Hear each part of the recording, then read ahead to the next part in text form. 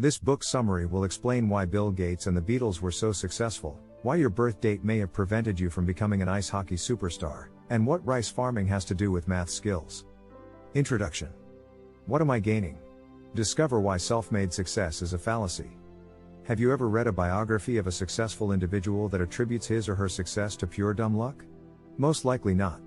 When it comes to success stories, we prefer to believe that the individuals involved have earned their success through talent and effort. This is the self-made man myth, and these summaries will demonstrate that it lacks foundation. You'll see how numerous unseen factors influence a person's success, the majority of which are beyond their control. In these overviews, you will learn why Bill Gates and the Beatles became so popular, why your birthday may have prevented you from becoming an ice hockey superstar, and what rice farming has to do with math skills. Essential Idea 1. Our culture celebrates the self-made man myth. If we encounter an outstanding mathematician, we tend to assume that his innate talent for logical reasoning is innate. The same holds true for the agility of professional athletes, the rhythmic sense of musicians, and the problem-solving skills of computer programmers.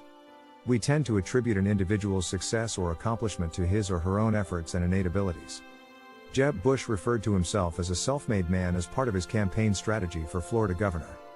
This is, frankly, absurd. He was related to two American presidents, a wealthy Wall Street banker, and a United States senator. Nevertheless, given the significance of individualism in our culture, he pursued this approach. Jeb Bush is an outlier due to his accomplishments. He has accomplished something statistically exceptional. However, just as Bush's advantageous background contributed to his success, fewer external factors contribute to the success of other outliers. We place such a high value on individuals and their self-made accomplishments that we frequently disregard other factors on purpose. The self-made man is a myth, albeit an extremely widespread one. Essential Idea 2. Once a certain threshold is reached, enhanced abilities no longer contribute to success. Despite the importance of innate qualities, being 6 feet 10 inches tall does not guarantee a $1 million basketball contract, and a sky-high IQ does not guarantee a Nobel Prize. Why is it so? There is a threshold for qualities that foster success, such as height in basketball players or quantitative intelligence in mathematicians. For instance, once a basketball player reaches a certain height, an additional couple of inches do not make a significant difference. Similarly, some law schools lower their entry requirements for racial minorities in accordance with an affirmative action policy. Overall, these students perform slightly worse than white students in law school, but when postgraduate success is considered, there is no difference between minority and non-minority students. Despite their poorer performance before and during law school, minority students earn comparable salaries, receive comparable honors, and make comparable contributions to the legal community. Similar to how height only matters up to a certain point in basketball, once you have sufficient legal knowledge, other factors begin to play a larger role. Related skills and traits are necessary foundations for achievement in a field. You cannot become a leading legal expert if you have no logical reasoning skills, but once you've reached the skills threshold, incremental improvements in innate reasoning abilities will not advance you. Other factors, such as social skills, connections, or even luck, will. Essential Idea 3. The mastery of anything at a world-class level requires approximately 10,000 hours of practice, which is no easy feat. Despite the fact that talent is an essential ingredient in the recipe for success, it appears that hard work is at least as important, if not more so. Bill Gates devoted a great deal of time to studying computer programming. The Beatles were frequently on stage. Even though they were also exceptionally talented, it was their extensive practice that elevated them to world-class status. Studies indicate that in order to achieve world-class mastery in any endeavor, a critical minimum amount of practice time is required, roughly 10,000 hours. Obviously, not everyone has the opportunity to practice something for so long. Initially, you must have the opportunity to begin early in order to engage in as much practice as possible and gain an advantage over the competition.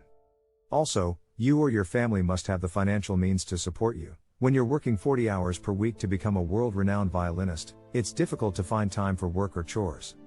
Depending on your goals, you may also need access to expensive, cutting-edge equipment.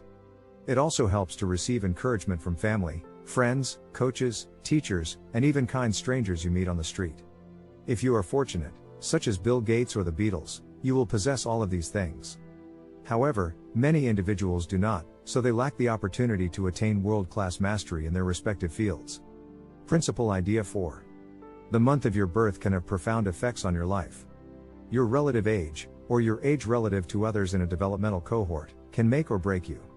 In youth hockey leagues in Canada, the eligibility cutoff date for age groups is January 1st. All children born in the same year compete against one another. Seems reasonable, no? In fact, it's not. Annual cutoff dates pit January-born children against December-born children. In other words, December babies compete with children who are essentially 1 year older. Not only is the system unequal from the start, but it also creates a self-fulfilling prophecy. Coaches praise the best 9-year-olds because they're stronger and better players, when in fact they're neither, they're simply older. A year makes a huge difference when it represents 1/8 of your life. The children with this unfair age advantage receive more encouragement and improvement opportunities during a formative stage of their development. This is known as a cumulative advantage, and it is the reason why more Canadian professional hockey players have birthdays in the first half of the year than in the second. You may be thinking, what's the big deal? I'm not even a hockey player. I'm certainly not Canadian.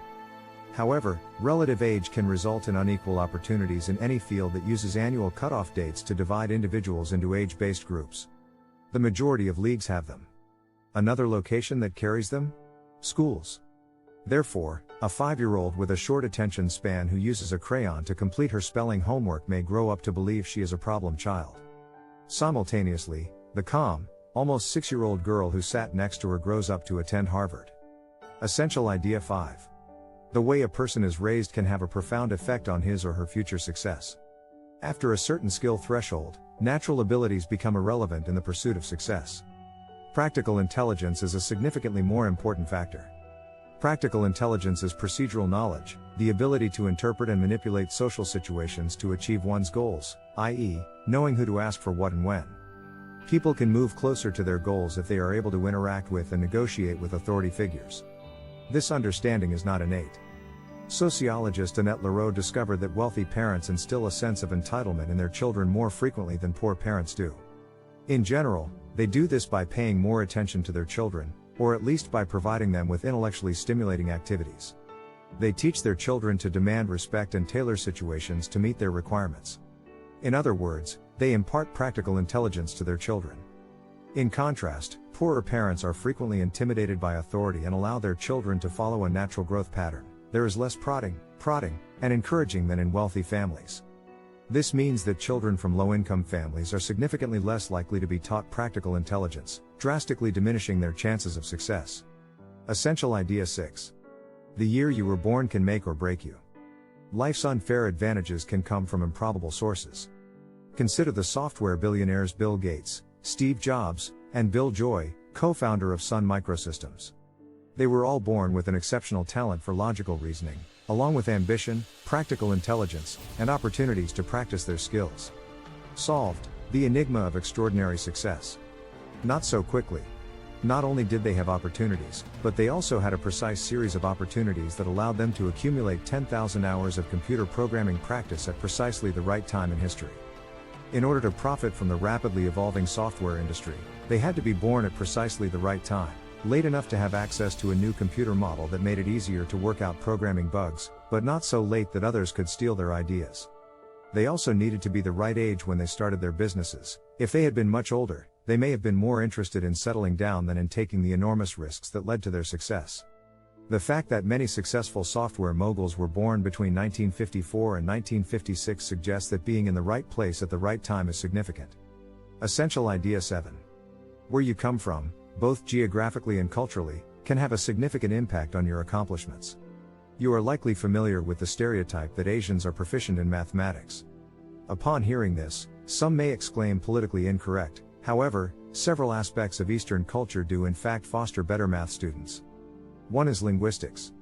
When children learn the words for numbers in Asian languages, they automatically learn to add numbers, thereby developing an early aptitude for mathematics.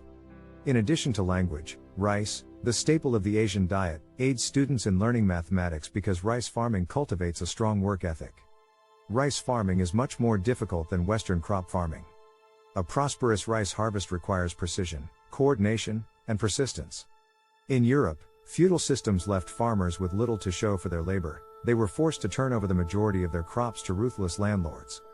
However, feudal systems were not prevalent in Asia, so rice farming offered a clear correlation between effort and reward. As a result, A culture of hard work developed. One particularly insightful proverb stated, "No one who can rise before dawn 360 days a year fails to make his family wealthy." What relevance does this have to mathematics? Math is difficult, much like rice farming. You might spend an hour trying to figure out why you keep getting -17 when the correct answer is 19,473.6. According to research, Western students give up on math problems significantly earlier than their Eastern counterparts. Yes, Asians are generally proficient in mathematics. It is part of their cultural heritage. People whose ancestors worked in rice paddies tend to inherit a work ethic that is especially beneficial for math learning. This tendency persists even after generations of families have abandoned rice paddies. Essential Idea 8. If we acknowledge the significance of cultural legacies, we can assist more individuals in achieving success and prevent failure. There are also less well-known outliers, such as plane crashes. This rare event almost always results from the buildup of an unlikely series of minor difficulties or errors that might have been insignificant on their own. But in the same way that Bill Gates was fortunate to encounter one opportunity after another, pilots can experience a series of small problems that culminate in a catastrophe. Before the year 2000, Korean Air had an extremely poor safety record. Their accident rate was greater than 17 times the industry average. This poor performance could also be attributed to cultural legacies, such as the Asian predilection for mathematics. The Korean culture highly values authority figures and dictates that one should always defer to a superior. Thus, if the captain of a plane makes a mistake, lower-ranking crew members might not be comfortable correcting the captain because their cultural legacy says they shouldn't. One of Korean Air's crashes in Guam can be traced back to such communication failures. The flight's first officer attempted to inform the exhausted captain that visibility was too poor to attempt a visual approach to the runway, but he refrained from issuing a direct order so as not to offend the captain. Do you believe it is raining more? In this location? The plane crashed into a hill because the captain disregarded the first officer's hesitant comment about the weather. Korean Air hired an American firm to improve the communication skills of its flight crews following a reform that acknowledged the difficulties the Korean cultural legacy of hierarchy could pose for flying an aircraft. Now, its safety record is comparable to that of its rivals. Essential Idea 9. If we recognize the reasons behind uneven playing fields, we can create more opportunities for people to succeed.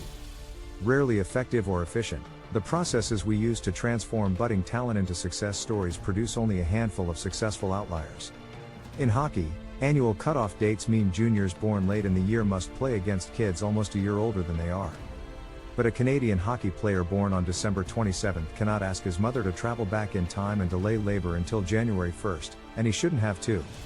Numerous hockey players who may have developed superior work ethics or learned to handle the puck better than anyone else in the league are overlooked because resources are allocated to those who have an unfair advantage due to their birth month. For some, cumulative advantage corresponds to cumulative disadvantage. However, once this system flaw is identified, it can be rectified. Instead of using annual cutoff dates, young hockey players could be divided into 4 times as many groups until the advantage of relative age diminishes. January to March infants play in one group, April to June infants in another, etc. The same is true of schools. We can create programs like the South Bronx's KIPP Knowledge's Power Program, Academy, a rigorous middle school open to students from this extremely low-income area, rather than sitting back and allowing the children of wealthier parents to have greater access to opportunities. Although there are no entrance exams or requirements, and the majority of students come from disadvantaged backgrounds, KIPP manages to have 84% of its 8th graders perform at or above grade level in mathematics. Final evaluation. The primary theme of this book is: no Canadian hockey player, nor any man or woman, is an island. Extraordinary achievement is the result of a series of often improbable opportunities, fortunate breaks, and occurrences that create the ideal conditions for such accomplishment. Thank you for watching. This book can be obtained by clicking the link in the description box. Remember to subscribe, like, comment, and share with friends and family.